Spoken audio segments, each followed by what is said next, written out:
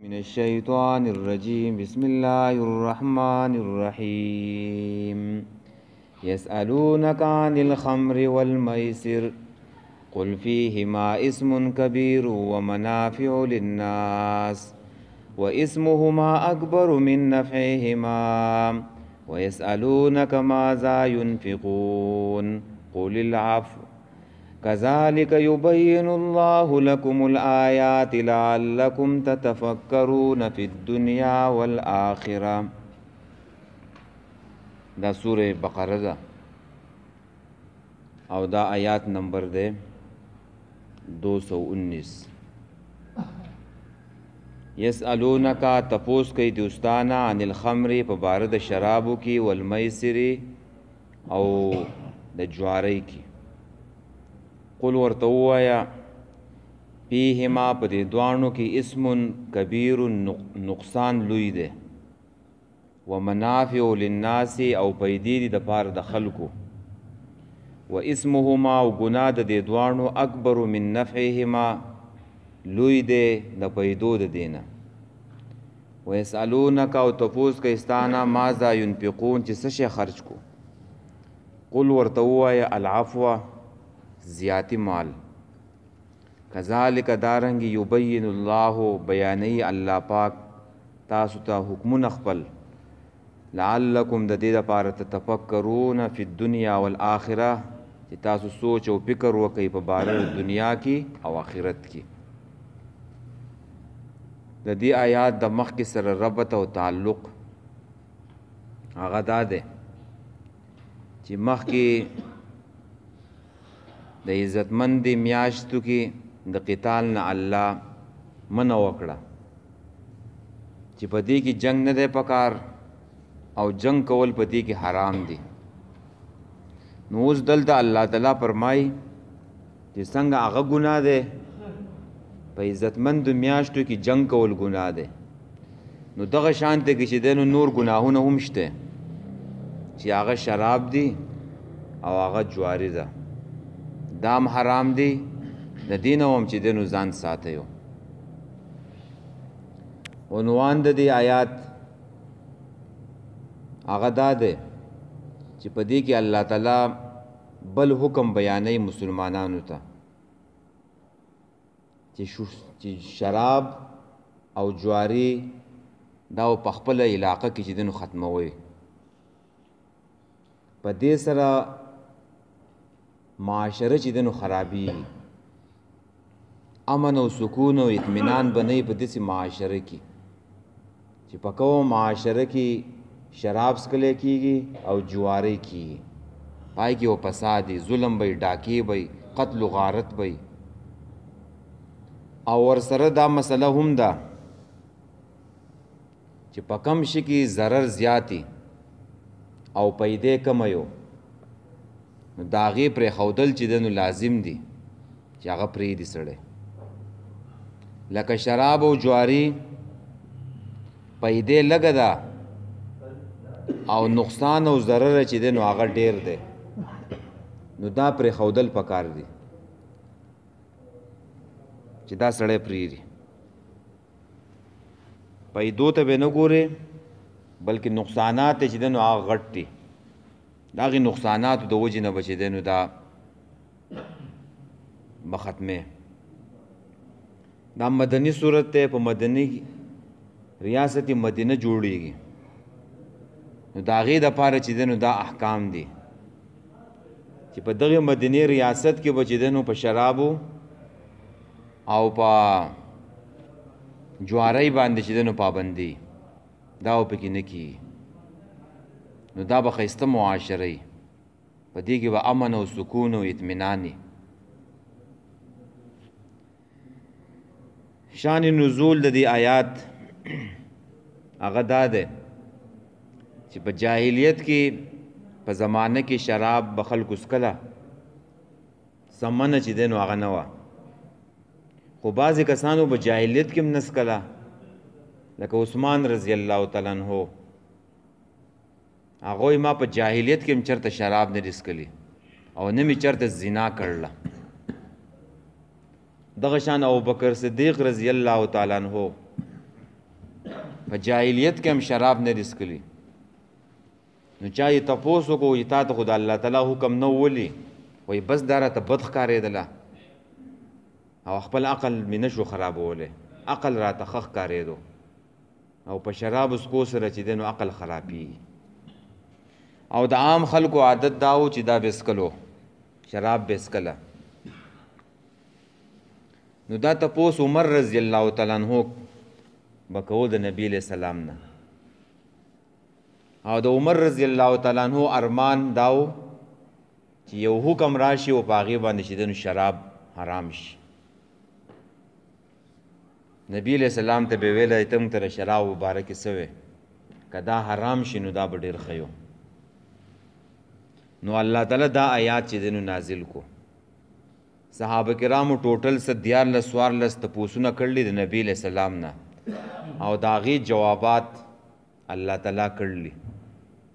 نو څه پکې دا دی څه مخکې تیر شو څه مخکې را روان دي یسألونه کې تپوس چې کېږي دا صحابه وکړلي نو په دې کې الله تعالی دا وویل چې شرابو په دې آیات کې په دې باندې حرام نه کړه شراب په دې کې الله تعالی د شرابو بدی بیان کړه چې نقصانات غټ دي د پیدو نه نو چې دا الله وویل نو بعضې خلکو خو ځان وساتلو خو په دې باندې الله شراب نه دي حرام کړي د شرابو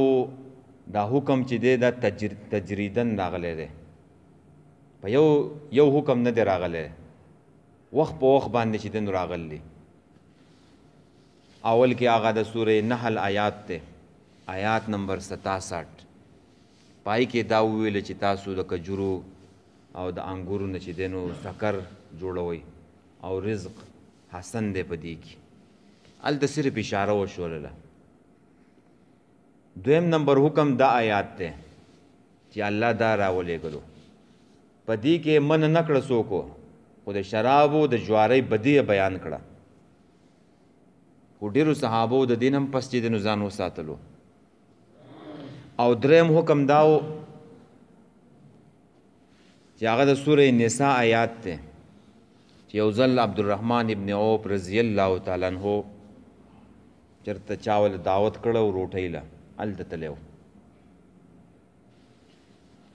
نو بیا چې روټۍ وخوړه نو شراب یې څښلو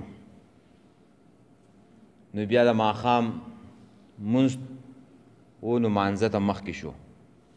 نو په اول رکات کې دا قل یا ایها الکافرون لا اعبد ما تعبدون ویلو نو په دې کې غلط شو لا اعبدو په ځای باندې اعبدو ویلو نو بیا الله تعالی بل آیات راولېږو د سورې النساء چې یا ایها الذین آمنوا لا تقربوا الصلاة وانتم سکارا د منځونو په وخت کې په شرابو پابندي چې مؤمنانو د نشې په حالت کې مانځه ته مه نږدې کېږئ پنځه وخته مونځ دی نو چې پنځه وختې سړی ځان وساتي نو په خپله به چې دی نو ورو ورو به چې دی نو ځان وساتي ځکه شرابو نشو एकदम نه خیږي چې سړی ماسپښین وڅکي و مازدیګر به چې دی نو ایله شروع وي نو د ورځې ته چې دی ډېرو خلکو ځان وساتلو بیا پکې عمر رضی الله تعالی عنہ به نبی علیہ السلام ته ویل که ښکاره حکم راشي نو ډېر بخی بیا څلورم حکم چې دی نو هغه داسې و چې هغه د سورې میدې چې دی نو آیات دی او په هغې کې یوه بله واقعه چې دی نو راله چې عتبان ابن مالک نه دی رضی الله تعالی عنہ دې صحابو له چې دی نو ډوډۍ کړله او دعوت یې کړی او عام د ډوډۍ نه پس به چې دی نو بیا شراب څښله کېدله نو په دې دعوت کې سعد ابن ابي وقاص رضی الله تعالی عنہ هم دی نو شراب یې چې دی نو وڅښله او بیا یې چې دی نو قصیدې ویلې شعر و شاعري یې کوله په دې شعر و شاعرۍ کې دې د انصارو چې دی نو بدي بیان کړه او د خپلې قبیلې او د قریش او د دې مکې والو چې دی نو بدي ښه صفات یې بیان کړه نو په دې کې یو انصاري صحابي و نو هغه یو هډوکی چې دی نو هلته پروت و هغې یې راواخېستو د ککرۍ له وله راواچېلو نو هغه خبر نبی علیہ السلام ته راغی چې داسې واقعه وشوله. نبی علیہ السلام د الله نه چې دی نو دعا وکړله چې الله مونږ ته چې دی نو ښکاره حکم چې دی نو هغه راولېږه. نو بیا ښکاره حکم چې دی د سورې مایدې آیات راغی چې پای کې وویل شو چې یا ایها الذین آمنوا انما الخمر والمیسر والانصاب والازلام رجس من عمل الشیطان فاجتنبوه ځان ترې وساتئ لعلکم تفلحون چې تاسو کامیاب شئ.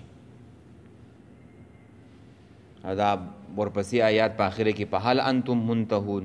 نو عمر رضی الله تعالی عنہ ویله انتهینا مونږ منې شو چې د سورې مایدې دغه آیات نازل شو د مدینې په دې کوڅو کې دا شراب نه دي دا وبهیدله دا لوښې قیمتي لوښې دا مات شو. بیا پکې چا دا ونه ویله چې دا اوس قیمتي شراب مې تیار کړل دا به اوس کما او بیا به چې دی نور نه تیارومه چې چا به جام خولې له وړی او حکم به ورته راورسېدو چې شراب حرام نو ګوټ به یې نه کوو پاکې ځای کې واړېده بیا مکمل چې دی نو حرام شو. نو دا دویم نمبر حکم دی ښه په دې باندې نه دی حرام شوي د سورې مایدې په آیات باندې حرام شو. یسألونک تپوس کوي د استانه عن الخمر په باره د شرابو کې دا تپوسونه خلکو ولې شروع کړه دا هم چې دی نو ذهن ته یو سوال راځي وایي دا ځکه چې نبی علیہ السلام د خلکو اذهان او افکار چې دی نو بدلیو د خلکو نظریه چې دی نو بدلیو او کله چې د خلکو افکار غلطي نو غلط کار وته غلط نه ښکاري او چې کله فکر او سوچ او نظریه چې دی نو بدل شي نو بیا ورته چې دی نو غلط کار ورته چې دی نو غلط ښکاري نو بیا تپوسونه شروع شي بیا سوالات چې دی نو شروع شو. نبی علیہ السلام د دې خلکو چې دی نو نظریه بدل کړله نو سوالات چې دی نو هغه ځکه شروع شو. خمر څه ته وایي؟ خمر په عربی ژبه کې شرابو ته وایو خمر په پښتو کې ورته موږ شراب وایو په عربی کې ورته خمر وایي. د خمر معنی څه ده؟ پټول چې دا عقل چې دی نو پټیو شراب او بیا سړی تمیز نشي کولی په ښه او په بد کې عقل یې چې دی نو پټ شي دا عقل باندې سړی تمیز کولی شي دا ښه دی او دا بد دی خو چې کله دې شراب وڅښله نو بیا په دې عقل باندې پرده راشي بیا سړی چې دی نو ښه او بد نه پیژني. او د زنانو د لوپټې ته هم خمار وایي خمار د خمار مطلب دا دی چې پټول دا لوپټه چې دی نو دا سر چې دی نو پټیو او په اصطلاح د شریعت کې خمر څه ته وایو نو په دې کې حدیث د مسلم دی چې امام مسلم په کتاب الاشربه کې چې دی نو نقل کړی دی چې کل مسکر حرام کل مسکر خمر وکل مسکر حرام هر نشاور شی چې دی نو دا خمر دی دا شراب دی هر نشاور شی او هر نشاور شی چې دی نو حرام دی.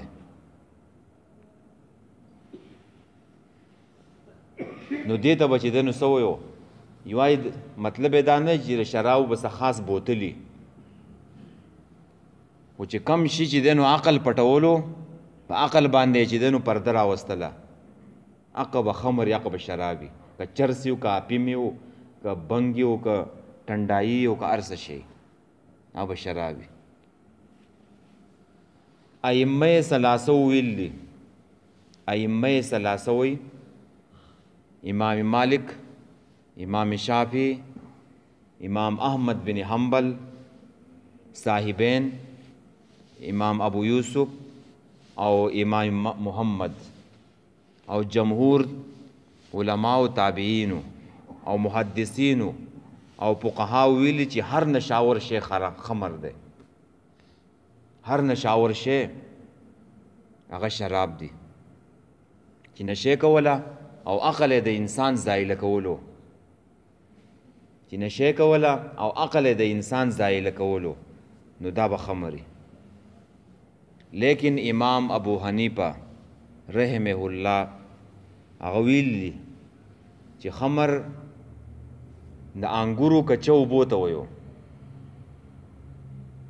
د انګورو نه کچه اوبه وباسي او هغه بیا کیږي ډېره موده هغه څښا شي او هغه چې دی نو بیا وخوټ کوي، نو خمر به صرف دې ته ویو. لیکن دا قول ضعیف دی او کمزوری دی، ځکه نبی علیہ السلام په خپله ویلي که نه چې کل مسکر خمر و کل مسکر حرام، هر نشاور شی چې دی نو هغه شراب دی او هر نشاور شی چې دی نو حرام دی. که هغه اوس په دې کې هر څه شی چې نشی کوله او عقل یې خرابولو، نو تا ته ما وویل که چرس و که بنګ و که اپیم یو که آیس و او که هر څه شی و، نو دا بش حکم د دې سره چې څوک دا وڅکي، نو حکم یې چې دی نو هغه دا دی. امام شافعي رحمه الله وایي چې څوک دا شی نه وڅکي او نشه پې وخیږي او عقل یې زایله شي، نو 40 کوړۍ به والی کېږي، 40 کوړۍ.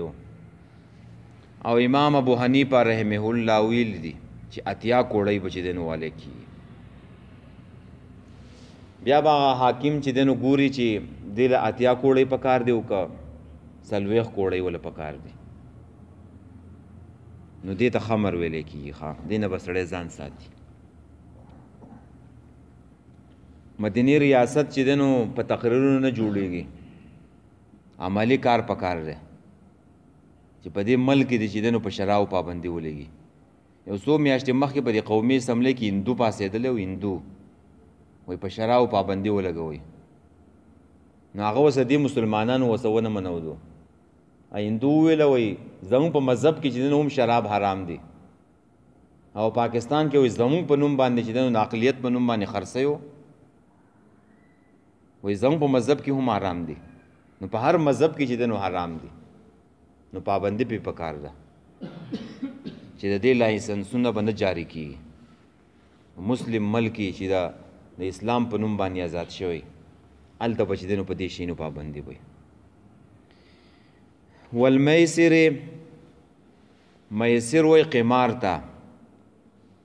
قمار وی جواری تا. میسر که د یسر نه واغستلی شي نو اسانتیا ته ویلی کېږي، یسر نه. او یسر دې ته وایي چې سړی بغیر د محنته یو شی حاصل کړي چې محنت پکې نه یو. او یا د یسار نه اخیستلی شوی دی، او یسار وایي چې د مالدارۍ ته چې سړی په یوه شپه کې چې دی نو مالداره شي، راتو رات امیر کروڑپتی شي. او قمار څه ته وایو؟ قمار چې دی نو دا د قمر نه دی، او قمر وایي سپوږمۍ ته. نو دا سپوږمۍ هم کله چې دی نو وړی او کله چې دی نو غټیږي او کله بیخي غیبه شي. نو دا جوارګر سړی نه دی، نو کله ورسره مال ډیر شي او کله چې دی نو بیخي لپنګ شي، او کله ناکله چې دی نو هر څه چې دی نو ختم شي، هر څه ته چې دی نو لاړ شي، نو دې ته قمار هم ویلی کېږي. جواری نه دا یو بای چانس شی دی، بای چانس. او که ته وایې په کاروبار کې دا چانس دی، په کاروبار په تجارت کې، نو په تجارت کې چې دی نو یو محنت دی او یو منافع ده، پیسې دي او نفع ده، پیسې دي او محنت دی. او په جوارۍ کې خدا نشته، نو کله ناکله به سړی محنت کوي، پیسې به هم لګوي، کله به هم پکې چانس ولګي एकदम به چې دی نو امیر شي، مالداره به شي، او کله ناکله به تاوان کوي. خو جوارګر سړی نه دی، هغه هسې ناسي، هېڅ محنت نه کوي او وزګاري بس چې دی نو دغه جوارۍ کوي. او دا جواري نه د ملکونو په سطحه باندې کېږي او د وړو په وړي کې سطحه باندې هم کېږي. په وړو کې سطحه باندې به موږ ووایو چې دا واړه کرکټ کوي، بیروړي کوي، غزان کوي، یا تاش کوي، یا کریم بورډ کوي، او په هغې کې چې دی نو جواري ولګوي. او د ملکونو په سطح باندې یا وټونه کېږي یا لکه څوک به ګټي په دې باندې چې دنو جواري ولګي یا د کرکټ میچ روان دی او دلته ورته ته ناست یې دوه کسان چې دنو جواري ولګیو څوک به ګټي یا څوک هلته په سټیډیم کې ناست یي کرکټ ته او دا کرکټ هم چې دی د دې جوارۍ نه شروع شوی دی په انګلینډ کې یو ښار د هغې ته وایي لارډز نو دا جوارګر نه دي دیو به چې دی نو ځمکې په جوارۍ باندې چې دی نو واخیستلې وزګار به ناست کار به نه و نو رابله او په سټیډیم کې به چې دی نو کرکټ یې شروع کړو شپږ ورځې دا ټیسټ میچ و دا ولې شپږ ورځې و دې ته به ناست و هېڅ کار روزګار یې نه و خپلې جوارۍ ته چې دی نو ناست و بیا د هغې نه ورو ورو چې دی نو شروع شو بیا 15 ورځو ته راغی اوس هم دغه 15 ورځې ټیسټ دی نو دا د ملکونو په سطح باندې هم کېږي او عربو به څنګه کوله نو عربو به چې دا جواري کوله دلته چې میسر راځي نو عربو به یو اوښ چې دی نو پردی راونیو په میله کې به پټ کو او هغه اوښ به یې راوستلو هغه به چې دی نو حلال کو ذبح به کو بیا به چې دی نو هغه غوښه په غشو باندې تقسیموله غشي به ایشتله په ځینو غشو به یې لیکلو 1 حصه 2 حصې 3 حصې او ځینې غشې به چې دی نو خالي وو نو چې چا غشې به راوختلو جو هغه به ډېر شي غوښه واخیستله او چې چا به پکې وبېلله تش غسې به راوختو نو هغې ته به وویل چې ته به اوس د دې اوښ قیمت چې دی نو ته ورکړې پلان کې سړي له نو سړی به راغی لکه زما اوښ هم پټ کړی دی ولال کړی هم دی یو حاکم سړي به چې بیلر و جو هغې ته به ویل پیسې ورکړه هغې به هغه پیسې ورکړې دا جواري وه او په دې غوښو به یې څه کول نو دا غوښې په غریبانانو تقسیم کړئ دلته الله وایي که نه چې په دې کې پیدې هم شته او نقصان هم پکې شته نو پیدا و پکې دا و چې غریبانانو ته به غوښه میلاو شوه نو یا د جوارۍ چې دی نو ډېر قسمونه دي لاټري ماټري ده دا قسمت پوڼۍ دي دا قسم شیونه نه دي لکی ډرا چې ورته وایو لکی ډرا دا ټول د جوارۍ قسمونه دي نو په دې کې چې دی نو ظلم دی زیاتی دی او په دې کې سړی د مال نه چې دی نو خلاصېږي او ځینې جوارګر داسې چې هغه پکې کور هم وبیلي ځینې پکې چې دی نو ښځې هم وبیلي د هر څه نه چې دی نو استخلاص شي نو په دې کې نقصان دی او ضرر دی نو الله وایي تاسو د دې نه چې دی نو ځان ساتئ ښه جي قل فیهما اسم کبیر په دې دواړو کې ګناه ده ګناه معنی مه کوه اسم ګناه معنی مه کوه څه معنی به کوي نقصان دی لوی دی پکې وایي دا ګناه معنی به ولې نه کوو نو یو هلته چې دی نو د نفې په مقابله کې راغلی دی او دویم دا که ته ګناه معنی وکړې نو د دې نه پس خو ډېر صحابه چې دی نو هغه خو د دې شرابو نه نو منې شوي نو هغوی ولې دا ګناه کوو اوسه نو څه معنی ټیک ده نقصان معنی وکړې چې نقصان دی په دې کې یعنې نقصان یې څه شی دی عقل چې دی نو سړی زایله شي بیا ګناهونه کوي او کنځلې کوي او ردې بدې ویو فحش وینا کوي د ذکر نه او د قرآن نه چې دی نو غافله شي ومنافع للناس او پیدې د پاره د خلکو پیدې پکې څه دي پیدا پکې دا ده چې ته شرابو تجارت کې نو پیسې به پکې وګټې یا ته چرس بنګ اپیم دا چې دی نو سمګلینګ کې دی سمګلینګ کې نو په دې کې و ډېرې پیسې وګټې په شپو شپو کې به چې دی نو امیر شي خو دا خو چې دی نو هغه وختي چې دی نو پیدې دي او بل چې دی نو که څوک شراب څکي نو پیدا پکې دا ده چې غم به چې دی نو زایله شي یعنی وختي طور به ورته خوشحالي میلاو شي معمولی پیدې خو نقصانات چې دی نو ډېر زیات دي یا خوراک به چې دی نو ښه هضم کېږي یا بهادري په سړي کې پیدا کوي دا په دې دماغو کې یو طاقت دی هغه طاقت د شرم او د حیا دی. کله چې سړی شراب وڅکي او نشه شي، د شرم او د حیا دا طاقت نه دی، دا ایسته ختم شي. بیا پکې شرم نه یو، بیا پکې چې دی نو حیا پکې نه یو. یا یو سړی تقریر کوي که نه، نو هغه د حیا د وجې نه چې دی نو هغه ډېرې خبرې نشي کولی. نو شرابي سړي کې بیا دغه بهادري پیدا شي چې هغه هر څه ویو. نو دام دا بهادری پیدا کول چې نو دام نقصان دی. ګوره و اسمهما او ګناه د دې دواړو اکبرو ډېر لوی دی. و اسمهما او نقصان د دې دواړو اکبرو ډېر لوی دی من نفعهما د پیدو د دینه. یعنی دا نقصان چې دا څه شی دا ډېر غټ دی. و یسألونک ماذا ينفقون دا اوس بل تپوس دی. نو دا تپوس چې نن دواړه یو شانتي کې شوي په یو ځای کې چې دا تپوس ته هم شوی چې څه خرج کو، نو ځکه یو ځای راوړو د ماقبل باندې عطف کو. دویم دا چې د خمر د شرابو او د جوارۍ نه چې سړی منې شي، هسې نه چې په دې خلکو کې چېرته بیا بخل او شومتیا پیدا نه شي. نو د هغې دپاره یې وویلو چې خرچ به کوئ، انفاق به کوئ، او په دې کې اشاره ده چې د اسراف او د بخل نه به چې دی نو ځان ساتئ. او حدیث کې راځي چې غوره صدقه هغه ده چې سړی مالداری سړی پس د مالدارۍ نه وکړي. مالداره یو لیکن ځان هم څه پاتې کړي، داسې نه چې ته ټول هر څه چې ده نو راوالې او خرچ یې کړې. نو که ته هر څه ټول خرچ کړې نو ستا بچي به سبا څه خوري؟ نو دا غوره صدقه ده چې سړی مالدارۍ د مالدارۍ نه وروستو چې څه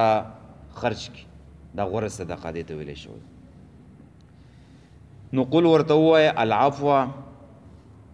چې زیاتې د حاجت نه، چې ستاسو د حاجت نه چې دی نو هغه زیاتې ستا ورته په خپله حاجت دی، نو دا مه خرچ کوه. مخکې چې کوم آیات داسې تېر شوی نو په هغې کې مصارف بیانو چې په دې والدینو یې خرچ کوي، په خپلو خپلوانو په یتیمانانو یې خرچ کوي. اوس دا عامه خبره ده. او یا بعضو علماو ویلي دي چې دا په ابتدا د اسلام کې چې زکات نه و فرض شوی، نو حکم دا و چې ستا سره به دوه کمه شیونه و، نو خامخا یو شی به چې دی نو هغه د هغې ورکول واجب و. اوس د بایجان سره دوه څادرې دي، نو دا یو څادر چې دی نو د ضرورت نه زیات دی، نو دا به خرچ کوي. یا دوه جوړې بوټان دي، یا دوه کوټونه دي، نو دا به خرچ کوي. چې ستا ورته اوس په خپله ضرورت دی نو بیا مه خرچ کوه. او که ستا په ذهن کې دا سوال رایي چې ابوبکر رضی الله تعالی عنه خو چې دی نو ټول مال خرچ کړی و، ټول د کور هېڅ نه و پرېښي، نو جواب یې دا دی چې هر سړی د ابوبکر رضی الله تعالی عنه په شانتې کې نه یو. ابوبکر رضی الله تعالی عنه بیا ماښام له نه جړله، او که ته هر څه ورکړې نو ماښام له بیا جاړې، بیا به څه کوې؟ سوال به کوې. د هغه ګزاره کېدی شوه، خو زما او ستا ګزاره نه شي کېدی چې د ضرورت نه څه شی زیات نو خرچ کړه. دا بل حکم دی د الله. نو دا جمع دی بایجانه چې د څادرې او کوټونه رسه زیاتې، نو دا مستقیم دی. دا یو واسکټ یې اغوستی دی دا خرچ کا خجی. نو په دې کې اوس دا بیان دی چې خرچه کوئ. کذالک دارنګې یبین الله بیانوي الله پاک لکم الآیات تاسو ته حکمونه خپل، لعلکم تتفکرون د پاره دی چې تاسو فکر وکئ په دنیا په باره د دنیا کې والآخره او د آخرت. د دې څه مقصد؟ په دنیا په باره کې فکر وکئ او د آخرت، یعنی چې داسې ونه کوي چې ټول هر څه راوالي او چې دی نو خرچ کړي. دنیا ده څه ځان ده چې دی نو پرېږده، او داسې مه کوه چې بلکل خرچه نه کوې. سبا آخرت را روان دی، غټه ورځ، درنه ورځ را روانه ده، نو د هغې دپاره هم چې دی نو خرچ که، چې نه بخل وشي او نه د نه اسراف وشي، چې دنیا ژوند یې هم ښیي او آخرت دپاره دې چې دی نو هم څه تیار کړي نو په هغې کې بیا دا صدقې او دا خرچ دا بیا ستا په کار راشي داسې به نه کوې چې یو کور دی اوس وایې چې دا یو کور چې دی نو صدقه کومه نه چې د ضرورت نه علاوه څه دي د ضرورت نه علاوه هغه مه ساتئ خرچ کوئ غریبان دي مساکین دي طالب علمان دي په دې مدرسو کې په هغوی باندې صدقې او زکاتونه کېږي یخني ده یتیمانانې ماشومانې نو په هغوی باندې چې دی نو خرچ شي نو په دې کې یو معاشره چې دی نو هغه به په هغې کې یو امن و سکون به وي محبت به وي په هغې معاشره کې بس دی جي یسالونک تپوس کوي دوستان عن الخمر په باره د شرابو کې والمیسر او په باره د جوارۍ کې قل ورته ووایه فیهما په دې دواړو کې اسم کبیر نقصان لوی دی ومنافع للناس او پیدې دي دپاره د خلکو و اسمهما او ګناه د دې دواړو اکبرو ډېر لوی دی من نفعهما د پیدو د دې نه ویسألونک او تپوس کوي دوستانه ماذا ینفقون چې څه شی خرج کو قول العفو ورته ووایه چې هغه مال چې هغه د زیاتې د حاجت نه یا هغه چې آسانې داسې ویلی شي هغه چې آسانې تا ته خرج کا چې سبا ورته ستا ضرورت نه راځي ستا نه زیاتې آسانې تا ته کذالک دغه شانتې کې یبین الله بیانوي الله پاک لکم الآیات تاسو ته حکمونه خپل لعلکم تتفکرون د دې لپاره تاسو فکر وکئ په دنیا په باره دنیا کې والآخره او په آخرت کې وایي